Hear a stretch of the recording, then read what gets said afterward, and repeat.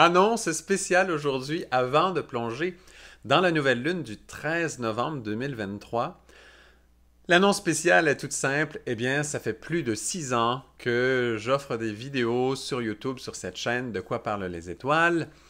Et donc, il y en a qui me suivent depuis bien longtemps. Et jusqu'à maintenant, nous n'avons jamais vraiment eu la chance d'avoir un moment d'échange où physiquement nous sommes dans le même lieu. Et j'ai eu beaucoup de demandes pour ça, mais ça y est, c'est le moment. Je ne sais pas ce qui s'est passé, mais maintenant, ça y est, je le sens très très bien. Là, c'est vraiment le temps. Et donc, nous avons une date. Et ça va se passer dans un premier temps au Québec, donc au Canada, au Québec, vraiment là où je vis très près, dans la ville de Granby. Pour ceux qui connaissent, en tout cas, ça se passera donc le 2 décembre. On va appeler ça le cercle d'échange astrologie.life. Le samedi 2 décembre 2023, là, ça s'en vient quand même. Au moment où cette vidéo sort, nous sommes un mois avant l'événement. Et donc voilà, ce sera au Centre culturel France-Arbour, à Granby, au Québec, au Canada. Donc là, juste pour être très très clair pour tous, il y aura un petit frais simplement pour dédommager pour la salle de 5 par participant. Donc le plus minimal possible pour que les frais de base soient couverts pour la salle. Et ceux qui veulent pourront faire des dons. Les dons en passant, s'il y en a, serviront à 100%. C'est un compte à part, une enveloppe qu'on met à côté qui servira pour l'organisation d'événements semblables futurs. Donc, c'est pour ceux qui aiment, qui souhaitent plus d'événements comme ça. Nous en ferons sans doute en France. Il y a eu beaucoup d'invitations pour la France, pour la Belgique, la Suisse aussi quand même. Et donc, j'entends tout ça, hein, j'écoute toujours, je suis vraiment à l'écoute des demandes. Et j'essaie toujours de répondre le plus possible pour donner davantage, pour être connecté à ce monde de l'astrologie vivante le plus possible. Ensuite, au niveau de l'heure, on vous propose d'arriver à partir de 10 heures du matin, simplement. Et il y aura une conférence surprise au thème du moment qui sortira donc, j'offrirai là, évidemment, à ce moment-là, de 11 heures, entre 11 heures et 12h30. Donc de 10 à 11, on peut arriver à l'heure que l'on souhaite. Si on arrive plus tôt, ça nous donne la chance de rencontrer les participants, les gens qui sont là. C'est vraiment très excitant. Moi, chaque fois que je rencontre, vous, en fait, que je vous rencontre, ceux qui suivent donc l'astrologie depuis parfois longtemps, parfois moins longtemps, mais c'est toujours une joie, vraiment en général, des gens assez exceptionnels. Moi, je vous apprécie tous beaucoup. Et donc voilà, donc se parler entre nous, c'est très précieux. Donc de 10 à 11, c'est simplement se rencontrer. De 11 à 12h30, ce sera la petite conférence surprise. De 1h à 2h, ce sera un potluck végétarien. Donc 12h30 à 1h, on prépare les choses. Peut-être la conférence, bon, ça se peut qu'elle dure un peu plus longtemps, qui sait. Donc voilà, de 1h à 2h, ce sera potluck végétarien.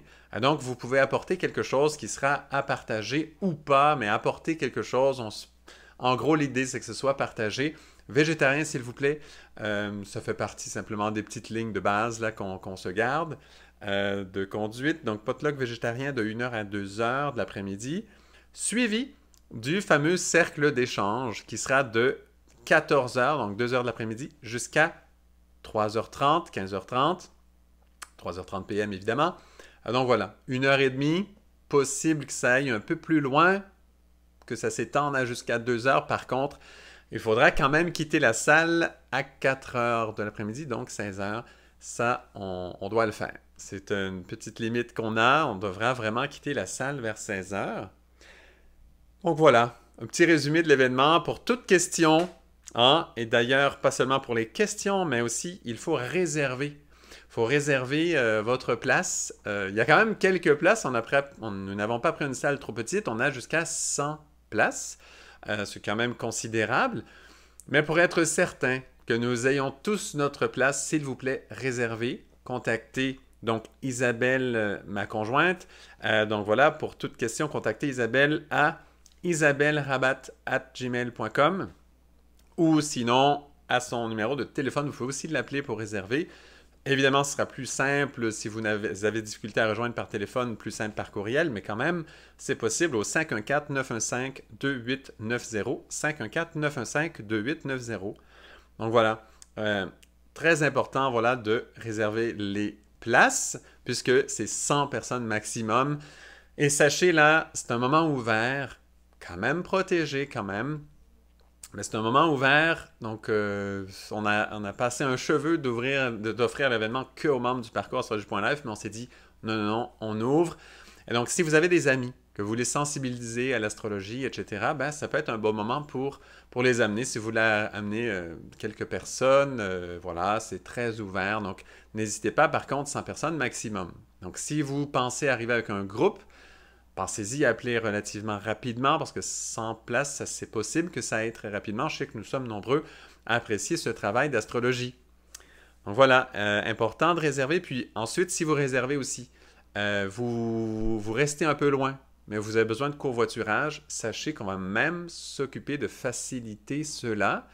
Donc s'il y en a parmi vous qui, vous le savez, vous restez, je ne sais pas moi, à Québec, c'est un peu loin de Granby quand même, mais vous savez que vous êtes motivé de venir de Québec et qu'il vous reste une place ou deux dans l'auto, dites-nous-le en réservant. Si vous êtes ouvert, évidemment, au covoiturage, si vous ne l'êtes pas, je comprends. Mais si vous l'êtes, dites-le. Et Isabelle, donc, ça aidera à faciliter le covoiturage. Donc, même ça veut dire, si vous voulez venir, mais vous n'avez pas la possibilité de vous déplacer, eh bien, signifiez-le dans la prise de réservation par courriel, ou par téléphone, évidemment. Et puis, on aidera même pour faire ça. Et donc, vous voyez un peu le genre d'événement. C'est simple, en toute simplicité. On se voit, on se rencontre pour arriver à se connaître davantage. Pour certains, ça fait très longtemps que l'on travaille ensemble en astrologie. Eh bien, moi, ça y est, ça a passé. Et là, je trouve très, très important de se voir, de se rencontrer. Simplement pour que la force de ce travail grandisse entre nous et que la beauté du vivant prenne plus de place dans nos échanges. Voilà, tout simplement, je pense que vous comprenez le type d'événement avec la description, ça devrait très bien aller. Donc, merci beaucoup. Ça y est, petite annonce spéciale terminée. Nous passons maintenant au sujet de cette nouvelle lune du 13 novembre 2023. Et c'est une nouvelle lune, évidemment, encore une fois, très importante. Elle suit dans le travail de façon très précise et claire ce qui a été fait lors de la pleine lune précédente, celle du 28 octobre, évidemment, 28 octobre 2023, donc la pleine lune précédente. Et donc, ça suit vraiment ça. Ce qu'on avait vu lors du 28 octobre, c'était que c'était la pleine lune et Mars-Mercure avec le Soleil en Scorpion faisait l'opposition à la Lune et Jupiter en Taureau. Voilà, c'est exactement ça. Désolé, j'ai beaucoup d'informations en tête. C'est un peu lent, mais voilà. Et donc, on avait ce travail, on avait dit, on va éduquer Mars-Mercure en Scorpion. On avait parlé de ça. Ceux qui n'ont pas vu cette vidéo, allez la voir. Très, très importante, surtout qu'il y a une suite vraiment nette cette fois-ci. Eh bien, le Soleil a avancé en Scorpion, Mars aussi. La Lune a rejoint le Soleil et Mars en Scorpion. Et imaginez-vous que cette conjonction donc de Mars-Soleil-Lune, cette nouvelle Lune du 13 novembre, fait maintenant opposition non plus à Jupiter, mais maintenant à Uranus. On le sait que la conjonction Uranus-Jupiter s'en vient en 2024. D'ailleurs, j'ai sorti la vidéo de l'année pour ceux qui ne l'ont pas vue. Vous pouvez aussi aller la voir, très intéressante. On en parle de cette conjonction Jupiter-Uranus dedans. Donc, on sait que c'est la grande conjonction de l'année 2024 qui s'en vient. On sait que Jupiter et Uranus se sont rapprochés, mais la rétrograde et donc reprennent de la distance. Et donc, que Mars, dans la pleine lune du 28 octobre et dans la nouvelle lune du 13 novembre, fait opposition de façon successive et très précise quand même, avec Jupiter dans un premier temps et Uranus dans un deuxième temps, eh bien, c'est majeur. Et donc, on voit que ce côté d'éducation de Mars en Scorpion, lui, se poursuit. On peut ajouter à ça que la lune noire vraie fait carré tant à la conjonction Mars-Soleil-Lune qu'à Uranus. Évidemment, comme c'est opposition, les deux peuvent faire carré avec un point, donc c'est le cas. Avec la lune noire vraie, cette opposition fait carré, donc double carré, chacun d'un côté, à la lune noire vraie. Et que la lune noire moyenne. Vous savez qu'il y a 3 lunes noires, la corrigée, la vraie, la moyenne, puis je crois qu'il y a d'autres calculations aussi qui émergent. La lune noire est un sujet particulier puisque ce n'est pas un point matériel, hein, c'est un point quelque part fictif, calculé. Donc c'est ce qui explique un peu cette espèce de... C'est pas un flou, mais qu'il y en a plusieurs finalement selon la calculation qu'on utilise. Et donc voilà, la lune noire moyenne, elle, est impliquée dans un carré à Mercure. Et on se rappelle que c'était Mars-Mercure qui recevait l'éducation en Scorpion. Et Mercure, donc, qui sort du Scorpion, qui entre en Sagittaire, lui fait carré à la lune noire moyenne et carré au Saturne, qui lui est en tout début Poisson, puisqu'il est rétrograde, il vient de redevenir, là, voilà, il est pratiquement stationnaire à ce moment-là. Donc, vous voyez un peu que Mercure est aussi inclus, mais avec des aspects moins puissants, et il est sorti du Scorpion. On va moins s'étendre sur lui, bien que ce soit un sujet intéressant, et que la lune noire le touche aussi dans son carré. Donc on voit que le mental, le Mercure, continue à travailler, mais lui change d'espace, ou plutôt poursuit l'espace précédent, mais il change un peu de plan, donc il va moins dans l'approfondissement, alors que le Mars, lui, il va chercher maintenant l'opposition à Uranus, dans un moment précis là, de nouvelle lune. Donc vraiment, notre attention, on va la mettre sur Mars pour cette raison, bien que le Mercure aussi a son certain travail. Possible que dans la version du parcours plus complète, on ajoute aussi le Mercure, mais là vraiment pour la YouTube, on va se concentrer sur l'essentiel qui est définitivement Mars pour les raisons que je viens de mentionner. Donc évidemment, on ne peut pas toujours tout travailler. Hein. Quand on fait un travail comme ça sur YouTube, si on travaille tous les aspects, vous imaginez bien, ça prendra un temps fou. Voilà. On peut nommer 2-3 petites choses comme ça, mais si on veut vraiment approfondir pour goûter la saveur vraiment, ben voilà. Donc voilà. Allons-y maintenant voir cette éducation de Mars en passant. Pour moi, cette pleine lune du 28 octobre a été très, très, très puissante. On se rappelle qu'il y avait une éclipse partielle lunaire à ce moment-là, très forte. Moi, je l'ai vécu vraiment puissamment. Et la suite du travail ne m'étonne pas puisque ce fut si grand. Et dans cette vidéo-là, qu'il y a en ce moment, que vous écoutez maintenant, eh bien, voilà, je vais ajouter un petit peu des petits bouts de notions qui ont commencé à descendre lors de cette fameuse pleine lune. Quand même, un moment très fort d'éducation sur Mars-Mercure. Pourquoi c'est important d'éduquer Mars-Mercure? Simplement parce que ça fait partie de notre ego, ça fait partie de notre personnalité qu'on appelle. Et donc, Mars représente notre volonté, Mercure, notre mental, notre plan mental, notre pensée. Et donc, d'éduquer ces parties de nous, c'est très important puisque ce sont ces parties de nous qui sauront ensuite laisser place aux parties plus grandes si elles sont bien éduquées. Hein? Faut en prendre soin quand même. Il faut être présentable dans ces plans-là de la volonté et du plan mental. C'est important de les soigner. Pourquoi? Pour que ces forces soient capables de laisser place, être au service de forces plus grandes d'en haut. Hein? Tout ça est un grand mystère. On apprend à le faire de mieux en mieux chaque jour, chacun, évidemment. Mais voilà. Donc, si on poursuit l'éducation de Mars, eh bien là, cette fois-ci, on voit quand même, là, c'est opposition à Uranus. Donc, c'est l'étape suivante. Ce n'est plus le Jupiter qui agit un peu comme un enseignant, tout ça. C'est Uranus qui dit, on va les creuser, et il creuse très, très loin dans cette opposition, puisqu'Uranus est en chute en taureau, dans le signe où se trouve Soleil, Mars, Lune en Scorpion. Uranus est exalté là-bas. Donc, il est vraiment dans ce mouvement. Il peut pousser très fort quand même dans l'opposition. Et donc là, c'est une autre couche. Pour le Mars, on va chercher beaucoup plus loin. Et on demande d'ouvrir ce sujet complètement, comme si c'était une graine qui doit germer. Elle doit casser la graine, elle doit sortir, elle doit émerger de cette carapace qui le protège. Donc le Mars, ça veut dire toutes les couches qui le protègent, tous les non-dits, toute l'inconscience qu'il y a autour de cette force de Mars. Là, on doit ouvrir un peu ça. Hein? C'est ça qu'Uranus nous propose. Si vous êtes inquiet, de comprendre pourquoi ce que je nomme en astrologie maintenant, quelles sont les répercussions dans on va dire, dans le monde un peu des prédictions, c'est-à-dire ce qui va se passer dans le monde quelque part. Si c'est ce qui vous intéresse spécialement, c'est très facile après de faire des corrélations là, avec ce qui se passe dans le monde. Moi, c'est quelque chose qui m'intéresse beaucoup moins, parce que de toute façon, à quoi bon prédire ce qui va se passer? Pour moi, c'est très, très, très secondaire. Simplement, on voit les corrélations quand on les vit intérieurement, dans notre travail intérieur, et ça se passe naturellement. Là, on va chercher plutôt les outils qui nous aident après à tout ce qui se passe autour de nous, être capable de les vivre avec force, avec conscience, avec présence, calme et tout ça. Bon, simplement, petite parenthèse. Donc voilà. Donc si on ouvre Mars maintenant, eh bien, on va aller voir que Mars, il représente effectivement cette volonté. Quand on regarde le grand tableau des deux natures, eh bien, dans le grand tableau des deux natures, que l'on étudie beaucoup dans le parcours astrologie.life, d'ailleurs pour ceux qui veulent aller le plus loin, vous le savez, www.astrologie.life, on va plus loin dans chaque sujet.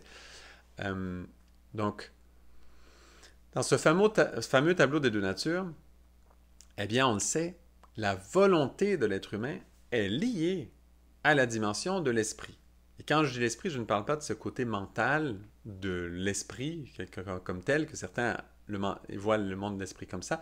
Je parle de l'esprit comme ce point de l'esprit qui est comme le cœur, le noyau, et autour, il y a l'âme. C'est comme le noyau de l'être humain, et on peut dire autour, il y a l'âme, et après, les corps plus denses, de plus en plus denses. Mais c'est vraiment cette espèce de point-là de lumière, comme un feu quelque part, central, duquel, comme un noyau, duquel toute la vie de l'être humain, voilà, jaillit par la suite. Et donc, on sait que la volonté est liée à cette dimension de l'esprit. Et dans le signe du Scorpion, on sait que Mars gouverne. Et le Scorpion est le signe le plus profond. Et dans cette profondeur d'intensité, quand on y met Mars de cette façon, et qu'on veut l'ouvrir avec Uranus qui sort les grands marteaux et qui dit, voilà, ce noyau-là, on va l'ouvrir, on va le comprendre, on va le connaître, on va aller le toucher. Ben, si on ouvre ce Mars avec les grands marteaux d'Uranus, alors que toutes les lumières sont là, le Soleil et la Lune, les deux luminaires, éclairent le Mars, et Uranus est là en face pour dire, allez, on l'ouvre, ce fameux Mars. On va aller comprendre là, qu'est-ce qu'il vit finalement. Pourquoi ces guerres dans le monde? Pourquoi cette violence? Pourquoi ce désir de conquérir? Pourquoi toutes ces forces-là qui rendent le travail de l'humanité difficile sur Terre? Eh bien, pourquoi on a ce vécu? Et là, c'est Uranus qui dit, on sort les grands marteaux, on va aller ouvrir ça. Et qu'on sait que Jupiter a fait son passage avant, on l'a décrit ça dans la vidéo du 28 octobre. Je n'en reviens pas là, mais vous voyez là, on veut l'ouvrir le Mars, pour vrai. Le Mercure, on l'a laissé filer, il continue son travail avec des formes de sagesse qui s'occupent de lui, Saturne, bon ok, lune noire moyenne, ça va. Mais Mars, là, c'est quelque chose. On n'a pas fini de travailler avec lui. Là, on va l'ouvrir. Et pour l'ouvrir, il faut comprendre que ce Mars en Scorpion est spécialement lié, à cause de l'intensité du Scorpion, à son lien avec l'esprit. Hein? Il est spécialement, c'est à travers notre volonté que l'esprit peut se manifester. À travers notre cœur, notre âme peut se manifester. À travers notre mental, notre pensée, eh bien, les plans d'en haut, du plan causal, peuvent se manifester aussi, c'est-à-dire la grande intelligence qui sait tout, peut se manifester. Ça, il y a ces liens-là dans l'être humain, dans les corps de l'être humain. Vous avez sûrement vu ce tableau. Sinon, franchement, ça vaut le coup. Hein? Tableau des deux natures, allez voir comment ça fonctionne. C'est super intéressant et c'est à approfondir vraiment longtemps. Bon, alors, donc, notre volonté est dans notre personnalité, c'est la partie de notre ego, notre volonté, ce que l'on veut, ce que l'on désire, ce Mars, cette force martienne, est la porte pour que l'esprit puisse passer.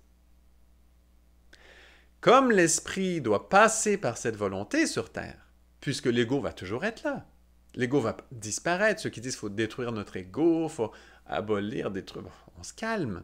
On ne pourra pas, sinon on part de la Terre, on quitte la Terre, évidemment. Évidemment, on ne peut pas faire ça.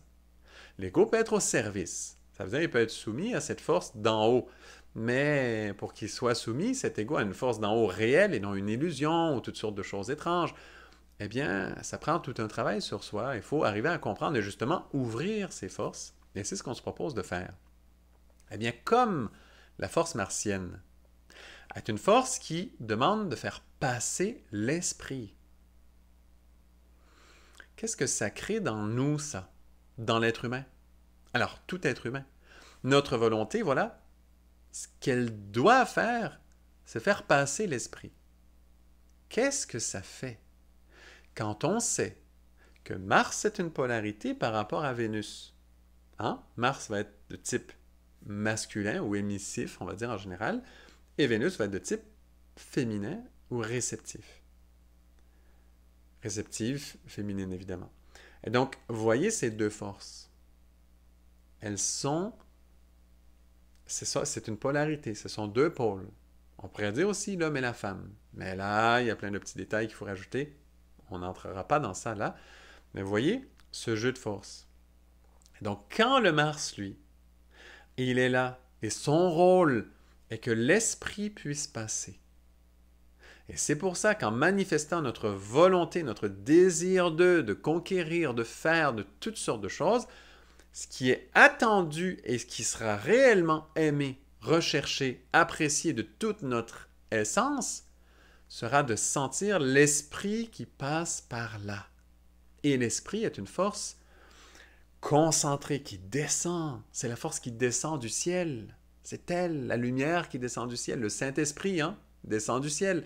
C'est cette force qui descend en nous et qui doit passer. Mars, voilà ce qu'on attend de lui. Si on craque le Mars ouvert, voilà ce qu'on trouvera. Et là, on dit ça et ça semble très simple. Mais attention, il faut comparer le Mars, parce que dans notre vécu, dans notre personnalité, notre Mars, toujours notre ego, notre Mars, toujours, on le vit en lien avec Vénus. C'est une polarisation qu'on ne peut oublier. Et donc, dans notre ego, dans notre Mars, dans notre volonté, on doit laisser place à l'esprit. C'est ce qui est attendu. C'est ce qu'on va rechercher, ce qu'on va aimer de Mars. Et donc, de l'homme aussi.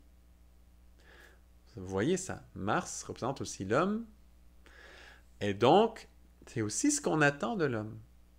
Mais quand on regarde Vénus de l'autre côté, Vénus, celle qui est liée au cœur, dans les trois planètes personnelles, Mercure, Vénus, Mars. Mars, volonté, Vénus, cœur, Mercure, intellect, pensée, là, voilà, le plan mental. Donc, vous voyez, ces trois planètes sont directement représentées là. Directement. C'est d'une clarté, d'une limpidité toute simple. Mais voilà ce qui est attendu de Mars. Voilà ce qu'on va aimer de Mars. Si l'esprit passe, et pour Vénus, qui est lié au cœur, alors dans le grand tableau des deux natures, le cœur est lié à quoi? Il est relié à l'âme. Ce lien-là. Comme le cœur est lié à l'âme, ça veut dire que Vénus, dans ce plan des trois planètes personnelles qui représentent ces trois plans de l'être humain, volonté, donc physique, émotionnel, mental, voilà que ce qui est attendu du monde émotionnel de Vénus, c'est l'âme.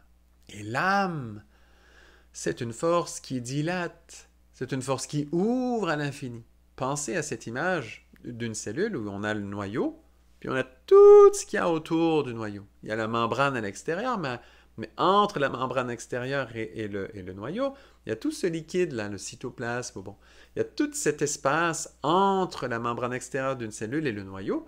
Tout cet espace, c'est l'âme. Ça, c'est dilaté. C'est le côté qui est dilaté. On pourrait imaginer le soleil comme étant l'esprit et tous les rayons du soleil autour étant comme l'âme.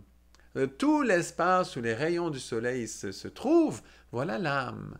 Voilà cet espace de l'âme. C'est un espace dilaté où l'amour règne. Dans le monde de l'esprit, la vérité règne. C'est l'essence, c'est le cœur, c'est le noyau, c'est l'essentiel des choses. C'est la synthèse de tout. Tout est là. Et tout vient de là. Mais l'âme déjà est un espace dilaté où il y a un amour infini.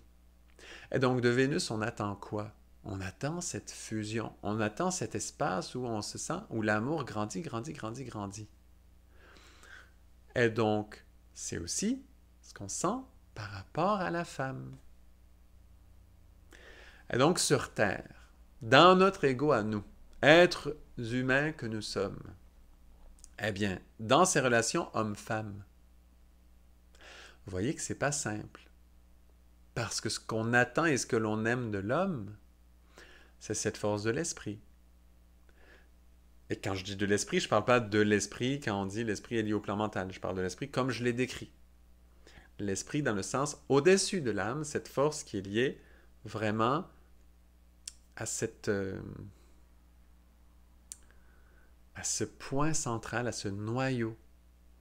Et ce qu'on attend de la femme, donc en amour évidemment, eh bien c'est l'âme. on atteint cette fusion, cette dilatation énorme. Et donc ça, c'est très important de le voir. Pourquoi? Parce que ça explique beaucoup de choses. Pourquoi est-ce qu'il y a des guerres? Pourquoi le Mars guerrier fait toujours des guerres? Parce que le Mars, aujourd'hui, en amour, le Mars n'est pas éduqué à faire descendre l'esprit. D'ailleurs, l'esprit, on comprend à peine c'est quoi, on le voit à peine ce point, on ne comprend pas. Il n'est pas éduqué pour ça. Et il veut être aimé. Mais l'amour qu'il reçoit, il ne le sent pas vraiment. Ça veut dire on n'a pas tellement les critères pour sentir l'amour de Mars. L'amour que Mars reçoit. Parce que ce qu'il reçoit, c'est pas cette dilatation vénusienne liée à l'âme. Ce qu'il reçoit, c'est autre chose. C'est une admiration reliée à l'esprit. Une fascination reliée à l'esprit. Ce n'est pas la même chose. Et le Mars, donc, s'il ne s'éduque pas à sentir ce qu'il peut recevoir, et qu'il s'entête à vouloir cette dimension vénusienne, mais que lui extérieurement, donc les hommes en général, sont faits, sont polarisés, sont construits de façon martienne. Les corps, on n'a qu'à voir les corps, c'est très évident. Comme les femmes, comme c'est la douceur, la beauté, c'est incroyable. Les hommes, c'est différent, comme ils sont faits. C'est pas la même chose, il n'y a pas ces courbes, il n'y a pas cette douceur, c'est autre chose, c'est pas vénusien vraiment, c'est martien. Ça veut dire, et si on regarde même le sexe de l'homme et de la femme, c'est très clair. L'homme, c'est, voilà, le 1, cette dimension, ce laser, cette force de l'esprit. Ce point, le 1, qui descend, ça fait le 1. Un point qui descend, ça fait un 1, ça fait une ligne finalement. Ça fait ça. La femme, c'est courbe, la femme, c'est doux, la femme, c'est différent. Ça fait un autre espace de l'âme, c'est dilaté. C'est cet espace de tout cet espace émotionnel, cette fusion dans un espace où, oups, tout est, voilà, ensemble. Dans ce liquide-là, autour, dans la cellule, tout est ensemble. On se sent lié, on se sent dans cet amour-là. Et donc de voir la différence. Pourquoi le Mars va souvent faire la guerre? Pourquoi on mentionne souvent le Mars n'est pas éduqué, il fait la guerre, voilà. Là, Uranus sort les grands marteaux, il faut ouvrir ce Mars. On n'a pas le choix. On nous dit il faut l'ouvrir, on se prépare pour 2024. Il y aura des choses importantes à vivre, il y aura la conjonction Jupiter-Uranus. Avant en préparation, là maintenant, le 13 novembre, nouvelle lune, il faut ouvrir le Mars. Il faut aller le voir vraiment de quoi il est fait. Comprendre, mais pourquoi il y a cette guerre? Ah, on a oublié. Le Mars est lié à l'esprit. Il ne peut pas demander d'être aimé de la façon que l'on aime Vénus. L'homme ne peut pas demander d'être aimé de la façon que la femme est aimée. Parce qu'on est construit différemment. Dans l'absolu, nous avons les deux principes en nous. C'est une évidence. Donc, ne venez pas me dire « Ah, mais on a les deux principes, ça veut rien dire, c'est pas vrai, la différence homme-femme. » Ouh là là! Regardez quand même, vraiment, c'est très différent. On n'a qu'à regarder les corps, c'est une différence énorme. Il y a vraiment une différence là, il faut voir ça.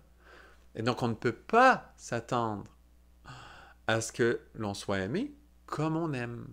Ça sera différent. Et si on ne comprend pas ça, si on n'ouvre pas ces sujets, il y aura toutes sortes de choix variés qui mélangent tout ça. Et c'est correct aussi, puisque de toute façon, on ne comprend pas en ce moment. On ne le vit pas tout à fait comme ça. Alors ce fameux Mars, pourquoi?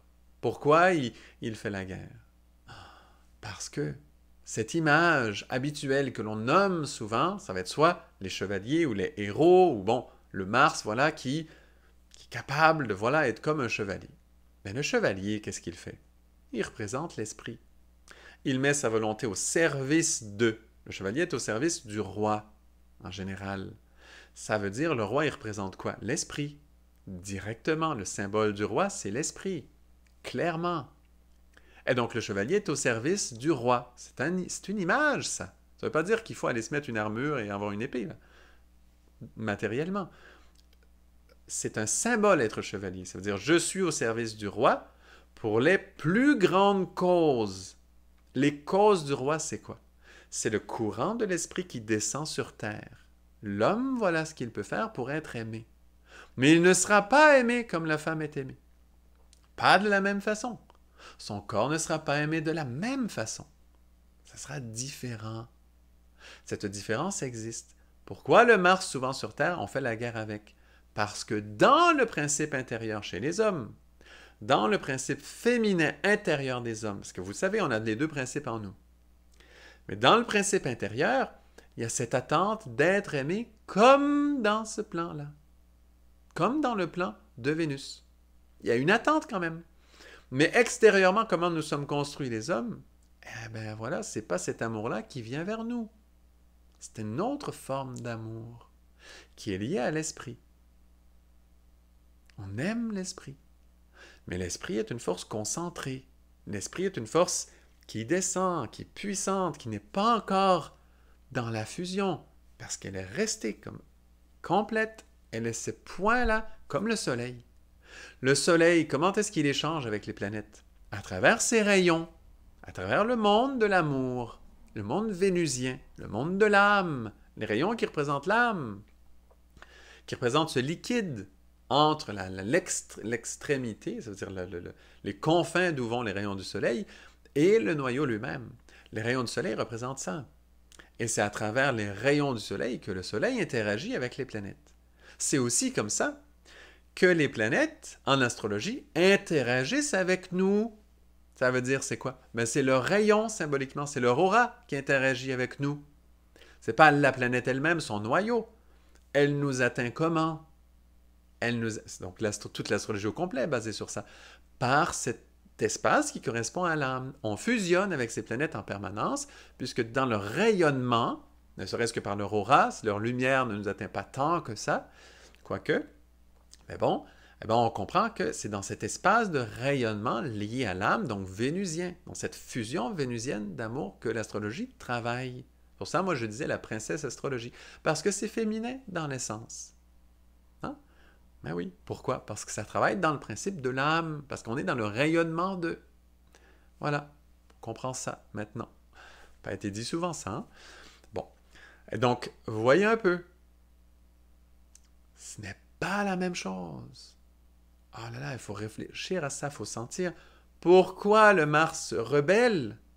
Parce que la polarité intérieure dans nos forces martiennes à nous, mais donc qui va être polarisée en féminin intérieur, veut être aimé comme dans le monde de l'âme. Ah! Mais on est aimé comme dans le monde de l'esprit. Et ça crée une frustration.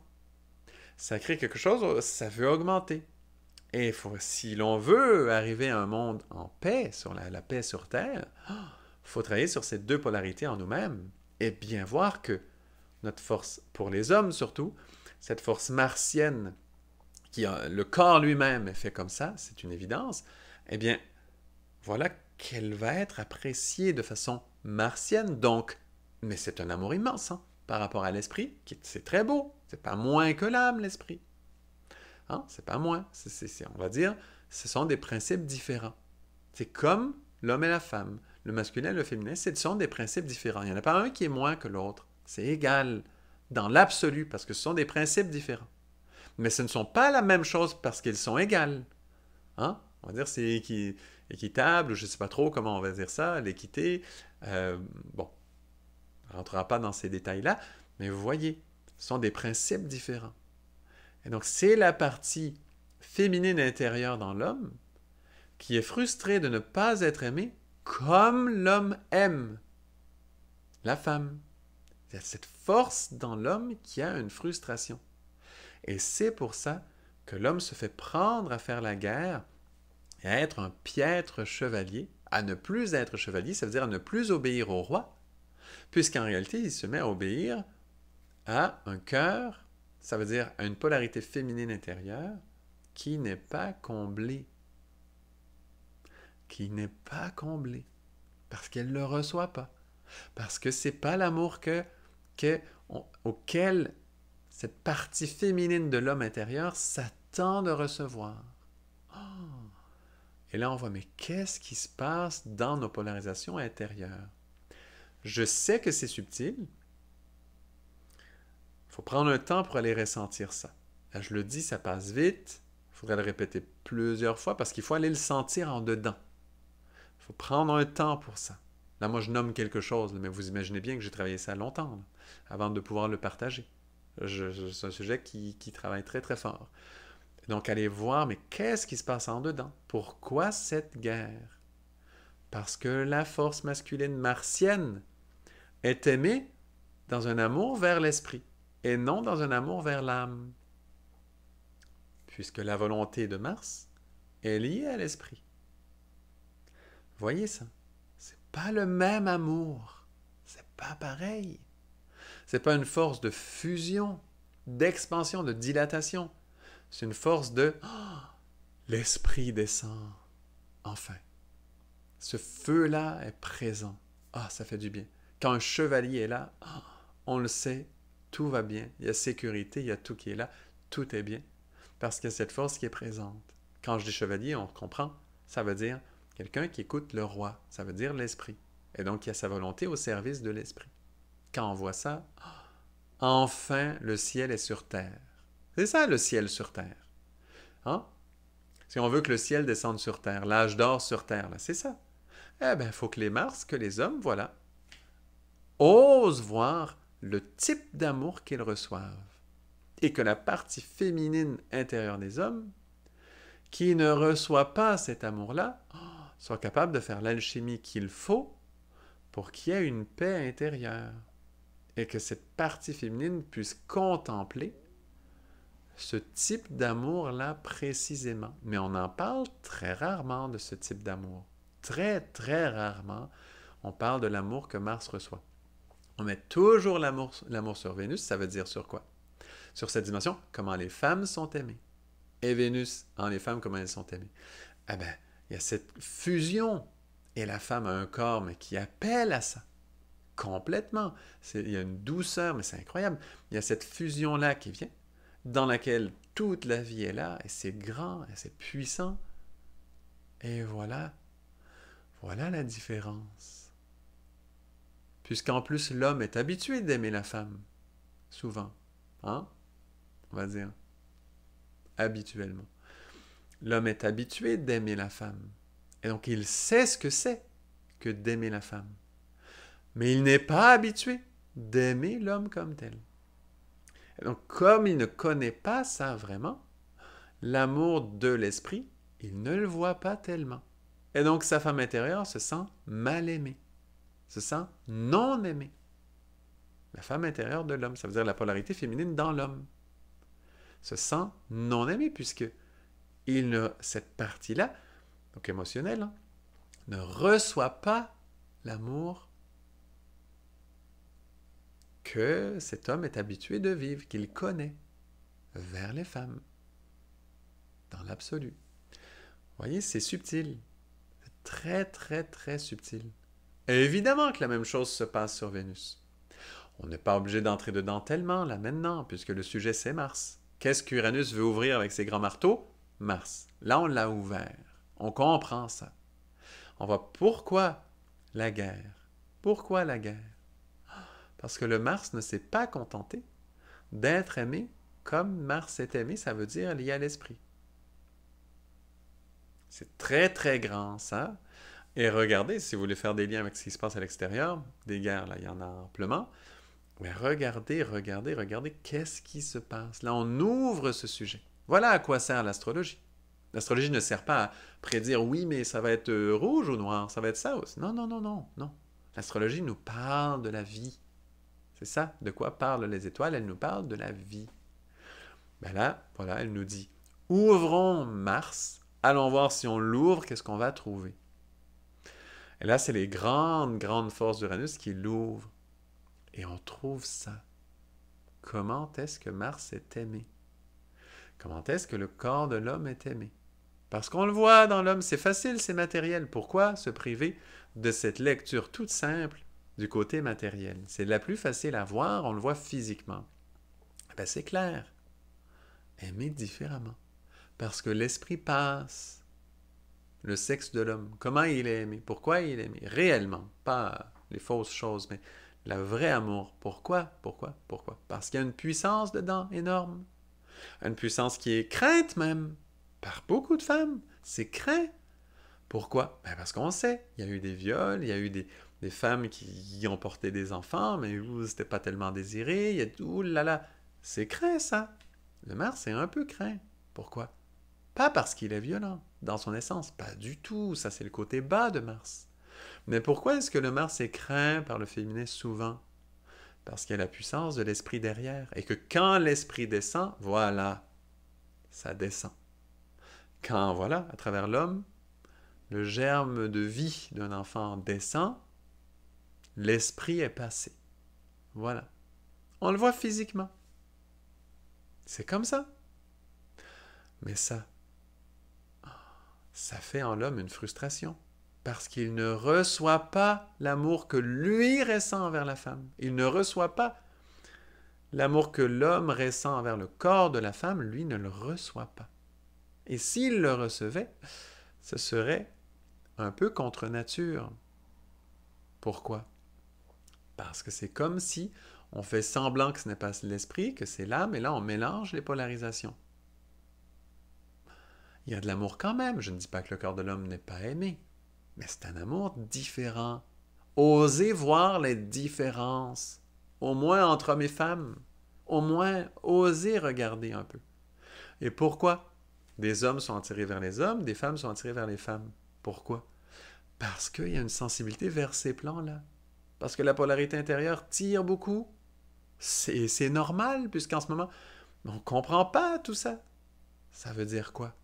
Ça veut dire qu'il y a des forces très grandes qui nous poussent à évoluer et qui tirent tellement fort que voilà, ça crée cet espace. Et si l'on comprenait ces différences Mars-Vénus, ces amours différents, qu'on ose les regarder même dans le corps, voilà, c'est différent. L'homme aime la femme d'une façon, la femme aime l'homme d'une autre façon. Oser se dire, voilà, c'est différent. Ce n'est pas le même amour. Et ne pas commencer à exiger de l'autre l'amour que nous éprouvons envers l'autre. Ça, attention, parce qu'on commence à forcer les polarisations. C'est comme quand on a deux aimants et on force les deux bouts qui se repoussent ensemble. Ça, dans le magnétisme, ça choque des forces en nous, ça bouge, ça peut être désagréable. Après, dans les plans subtils, ça peut amener plein de complications après. Cela étant dit, rien n'est grave, la nature sait travailler avec toute possibilité, mais c'est quand même de comprendre que ces forces naturelles-là, si on ouvre le Mars, si on le craque, qu'on l'ouvre ouvert, là, comme ça, eh bien, on trouve exactement ça. Qui peut oser entendre ça? Qui peut oser travailler avec ça? Voir à quel point les choses extérieures, les Mars qui poussent trop, viennent de cet espace. Et là, si on pousse plus loin, on pourrait dire tant chez les hommes que les femmes, puisqu'on prend le sujet homme-femme parce que c'est facile, puisque nos corps sont différents, donc c'est extraordinaire. C'est tellement facile. Mais après, il y a toujours aussi, comme il y a des polarisations différentes dans les différents plans, il y a toujours un Mars chez la femme et un Mars chez l'homme.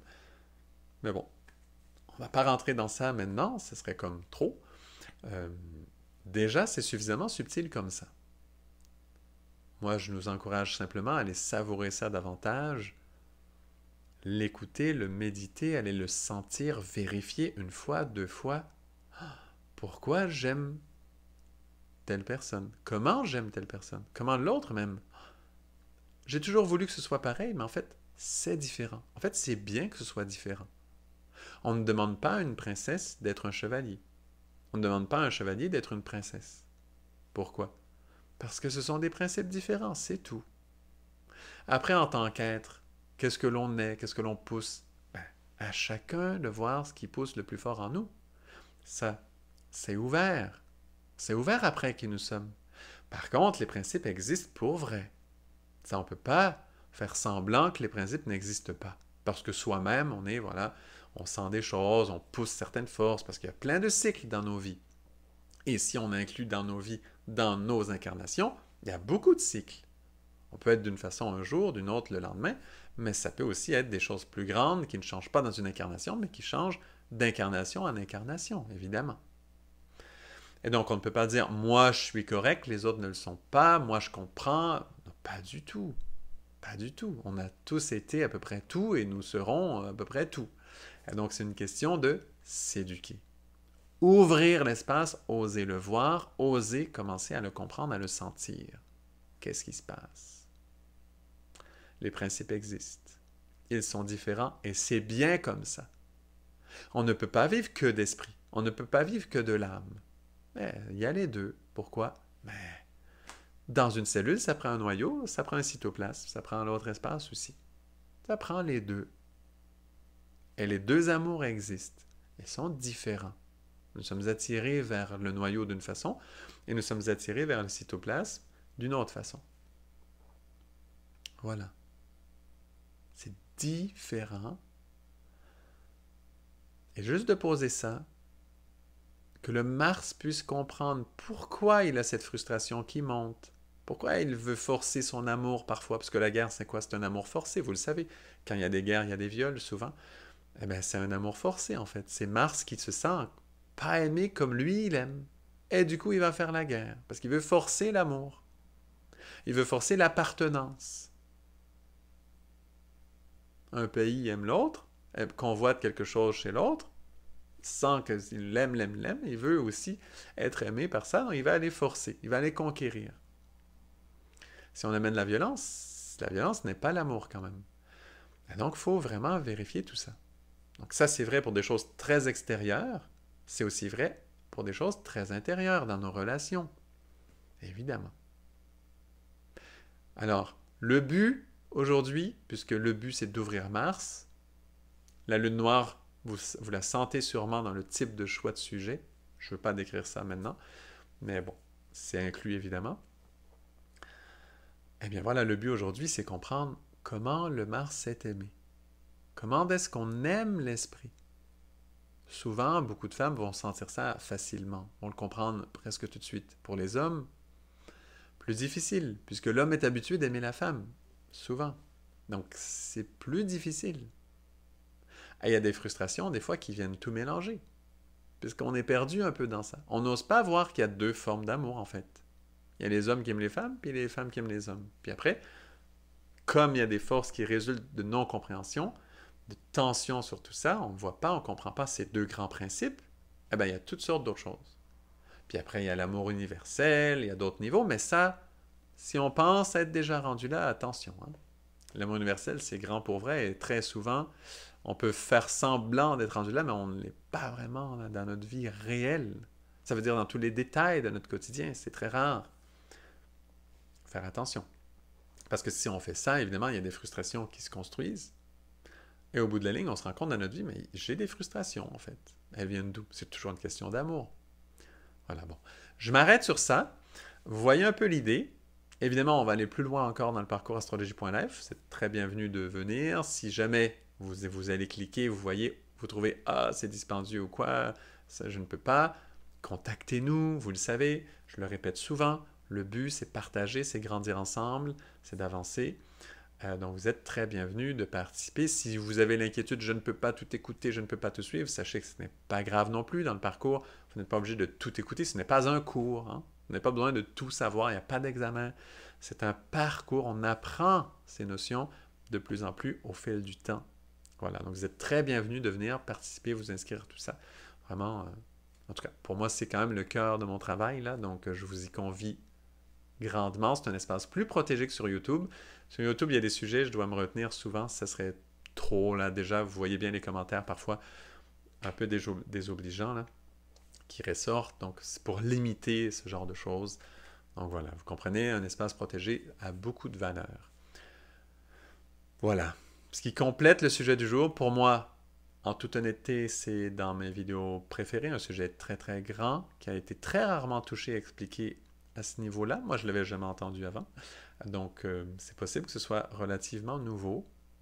Si vous n'avez pas entendu ce qui est nouveau dedans, je vous invite à réécouter au moins intérieurement, pas extérieurement si vous avez besoin, mais aussi juste réviser en dedans. Ah, qu'est-ce qui est nouveau dans ça? Moi, je vous dis, il y a quelque chose dans cette vidéo qui est nouveau.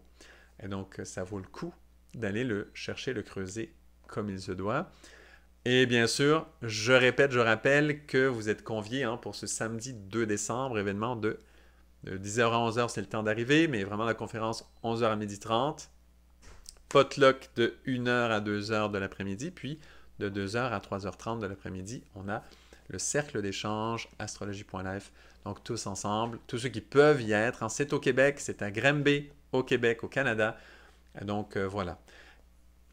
C'est une porte qui s'ouvre, ça. Hein? Donc probablement qu'on en fera aussi en Europe. Pour ceux qui sont en Europe, évidemment, on pense à tout le monde. Quand on pourra, on viendra, mais déjà la porte s'ouvre vers ce côté présentiel, ce côté de se voir, de se connaître davantage, qui est tellement riche et précieux. Et plus on se connaît, plus ce travail vivant grandira, évidemment, ça, moi, j'en suis certain. Donc, merci beaucoup pour votre présence, votre travail, votre écoute. Je sais que c'est subtil, je sais que ce genre de vidéo, là, comme aujourd'hui, idéalement, s'adresserait à tout le monde, mais je sais que le niveau de subtilité qu'il y a dedans, c'est possible hein, qu'on ne rejoigne pas tellement de personnes, mais au moins vous comprenez. Ceux qui se rendent à écouter cette fin de vidéo, je pense que vous l'entendez, le précieux de ça, pour moi, c'est en tout cas capital. Ça fait vraiment partie de mon travail intérieur très précieux, donc je vous le partage. Voilà, en tous les cas. Merci beaucoup pour votre écoute, votre travail. À très bientôt pour la suite.